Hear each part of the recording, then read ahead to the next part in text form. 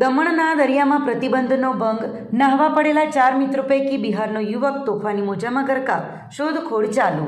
નાની દમણના જેટીના દરિયા કિનારે બપોરના સમયે મોજ મસ્તી કરવા આવેલા રીંગણવાડા વિસ્તારની ચાલીના 4 યુવકો માટે દરિયામાં નહાવાનું સાહસ ભારે પડ્યું છે। આ 4 યુવકો પ્રતિબંધો હોવા છતાં દરિયામાં નહાવા પડ્યા હતા, ત્યારે તોફાની અને ઉછળતા મોજા 2 યુવકોને અંદર સુધી ખેંચી ગયા હતા, જેમાં બીચ પર તૈનાત લાઈફ ગાર્ડની સતર્કતાથી એક યુવકનો આબાદ બચાવ થયો હતો, પરંતુ મૂળ બિહારના ગયા જિલ્લાનો અને હાલ દમણમાં રહેતો આકાશકુમાર નામનો યુવક દરિયાના પ્રચંડ મોજામાં ગરકાવ થઈ જતાં તેનો કોઈ અતોપતો લાગ્યો ન હતો। આ ગોઝારી ઘટનાની જાણ થતાં જ યુવકના પરિજનો દરિયા કિનારે દોડી આવ્યા હતા અને ભારે આક્રંદ વચ્ચે પરિવારમાં ગમગીનીનો માહોલ છવાઈ ગયો હતો। બીજી તરફ ફાયર વિભાગની ટીમ રેસ્ક્યુ બોટ અને અન્ય સાધનો સાથે ઘટના સ્થળે પહોંચી હતી અને પોલીસ કાફલાએ કિનારે જમા થયેલી ભીડને દૂર કરી લાપતા યુવકની સઘન શોધખોળ હાથ ધરી હતી, જે હજુ પણ ચાલુ છે। ચોમાસાની સિઝનમાં ઊંચા મોજા અને મજબૂત પ્રવાહના જોખમને પગલે દમણ પ્રશાસન દ્વારા 17 જૂનથી 16 ઓગસ્ટ 2026 સુધી દરિયામાં જવા પર સખત પ્રતિબંધ મૂકવામાં આવ્યો છે।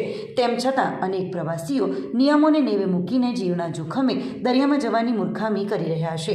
દેવકાથી જંપોર સુધીના વિશાળ દરિયા કિનારે પ્રવાસીઓની સુરક્ષા માટે હાલમાં માત્ર 7 લાઈફ ગાર્ડ જ તૈનાત છે, જે આટલા લાંબા કિનારા માટે અપૂરતા સાબિત થઈ રહ્યા છે। ત્યારે સહેલાણીઓએ જાતે જ નિયમોનું ચુસ્ત પાલન કરી પોલીસ અને બીચ લાઈફ ગાર્ડને સહકાર આપવો જરૂરી બન્યો છે, જેથી ભવિષ્યમાં આવી જીવલેણ દુર્ઘટનાઓ નિવારી શકાય। દમણના કડૈયા રોડ પર પૂરપાટ ઝડપે દોડતો આઈસર ટેમ્પો ડ્રેનેજ લાઇનમાં ખાબક્યો, સદનસીબે મોટી દુર્ઘટના ટળી। દમણના કડૈયા રોડ પર ગત રાત્રે 9 થી 9:30 દરમિયાન વાસુકીનાથ મંદિર તરફથી આવતો આઈસર ટેમ્પો નંબર DD03U 9227નો ચાલક પૂરપાટ ઝડપે ભીમપોર તરફ જઈ રહ્યો હતો, ત્યારે કડૈયા પાસે આવેલા મહ્યાવંશી સમાજના હોલની સામેનો ટર્ન ન કપાતા ટેમ્પાના પાછળના ટાયર રોડની ડ્રેનેજ લાઇનમાં ખાબક્યા હતા, જેને પગલે ટેમ્પાના પાછળનો ભાગ ડ્રેનેજમાં ફસાઈ ગયો હતો અને ટેમ્પાના ટાયર ડ્રેનેજ લાઇન પર પડતા ડ્રેનેજના ઢાંકણા તૂટી ગયા હતા। ટેમ્પામાં માત્ર ડ્રાઈવર એકલો જ હતો અને અકસ્માત બાદ સ્થાનિક લોકો એકત્ર થઈ ગયા હતા તથા ટેમ્પાને ડ્રેનેજમાંથી બહાર કાઢવાની તજવીજ હાથ ધરી હતી। સદનસીબે આ અકસ્માતમાં કોઈ જાનહાનિનો બનાવ ન બનતા લોકોએ રાહતનો શ્વાસ લીધો હતો। વાપીની અગ્નિ બેકરીના બ્રેડમાંથી માખી નીકળતા હડકંપ, વલસાડ ફૂડ વિભાગે દરોડા પાડી તપાસ આરંભી। વાપીમાં ગોલ્ડ કોઈન સર્કલ પાસે આવેલી પ્રખ્યાત અગ્નિ બેકરીની મોટી બેદરકારી સામે આવતા ગ્રાહકોના સ્વાસ્થ્ય સાથે થઈ રહેલા ગંભીર ચેડાનો પર્દાફાશ થયો છે। અગ્નિ બેકરીના બ્રેડના સીલબંધ પેકેટની અંદર મરેલી માખી નીકળતા ભારે ખળભળાટ મચી ગયો છે। આ બાબતે એક જાગૃત નાગરિકે તાત્કાલિક બેકરી સંચાલકોનો સંપર્ક કરીને ખુલાસો માંગ્યો હતો, પરંતુ સંચાલકો દ્વારા તેમને કોઈ જ યોગ્ય ઉત્તર આપવામાં આવ્યો ન હતો। લોકોના જીવ સાથે રમત રમાતી હોવાનું જણાતા નાગરિકે વલસાડ ફૂડ વિભાગમાં ફરિયાદ નોંધાવી હતી, જેને પગલે ફૂડ ઇન્સ્પેક્ટરની ટીમ તાબડતોબ અગ્નિ બેકરી ખાતે પહોંચી ગઈ હતી। ફૂડ વિભાગની ટીમે બેકરીમાં સઘન તપાસનો ધમધમાટ શરૂ કર્યો હતો અને બ્રેડ સહિત અન્ય ખાદ્ય પદાર્થોના 10થી વધુ સેમ્પલ એકત્ર કરીને તેને લેબોરેટરીમાં પૃથ્થકરણ માટે મોકલી આપ્યા છે।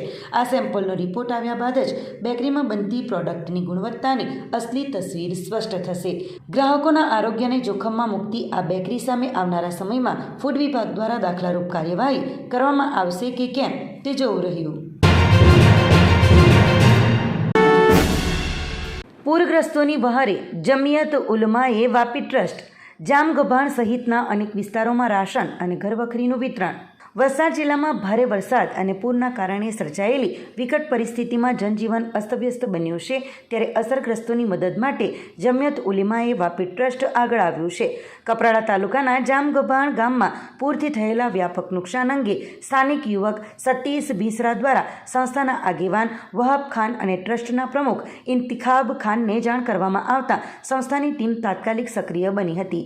જમિયત ઉલેમાએ વાપી ટ્રસ્ટના ઉઝેર પોપટ, શહેજાદ મોહમ્મદ પોપટ, અબ્દુલ્લા ખાન, ઓવેસ હઝારી, અમિત ગાંધી, ઇમરાન બિંડા અને રિયાઝ મુલ્તાની સહિતના સભ્યો અને સ્વયંસેવકો સંસ્થાની એમ્બ્યુલન્સમાં અનાજ, કઠોળ, તેલ, મીઠું, મરચું અને ચોખા સહિતની રાશન કીટ ભરીને જામગભાણ પહોંચ્યા હતા અને 30 જેટલા પરિવારોને તેનું વિતરણ કર્યું હતું. સંસ્થા દ્વારા માત્ર રાશન જ નહીં પરંતુ પૂરગ્રસ્તોની અન્ય પ્રાથમિક જરૂરિયાતોને પણ ધ્યાનમાં રાખીને ઉમરગામ તાલુકાના બોરીલાય ખાતે 50 પરિવારોને તેમજ અંબાચ વિસ્તારમાં કોલક નદીના પૂરથી અસરગ્રસ્ત 50 પરિવારોને ફોલ્ડિંગ પલંગ આપવામાં આવ્યા હતા. આ ઉપરાંત વાપી નજીક ચીરી વિસ્તારના હીરાનગરમાં પણ અંદાજે 30 પરિવારોને ગાદલા, ચાદર અને તકિયાના સેટ પૂરા પાડવામાં આવ્યા હતા. ધર્મ કે જાતિના ભેદભાવ વિના જરૂરિયાતમંદો સુધી તાત્કાલિક મદદ પહોંચાડવાના આ પ્રયાસે આપત્તિના કપરા સમયે અનેક પરિવારોને મોટી રાહત પૂરી પાડી માનવતાનું ઉત્તમ ઉદાહરણ પૂરું પાડ્યું છે.